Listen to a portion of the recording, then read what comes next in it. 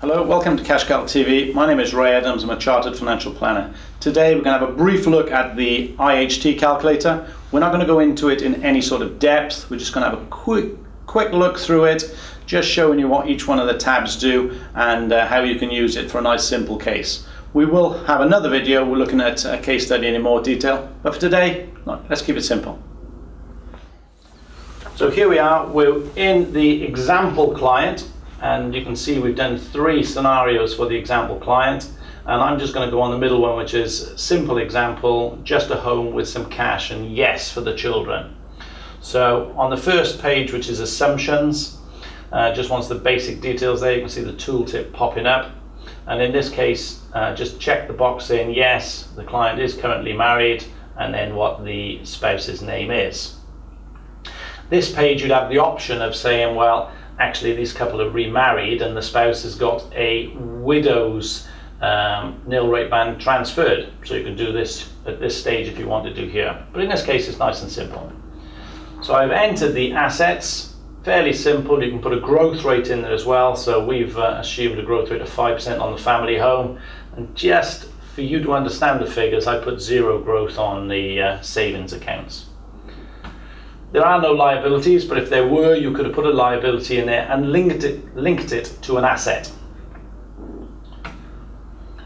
Alright, the next one there is the nuts and bolts of what you will do as an IFA or a planner, which is your suggested planning. So in this case, we're going to look at the main residence, and if I do the drop down of the suggested planning, there's some of the things we can do.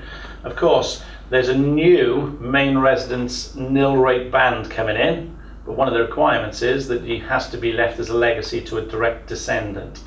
So all you do is you say to the client, are you going to do that? Yes. Let's make sure that's in place. So there's the suggested planning.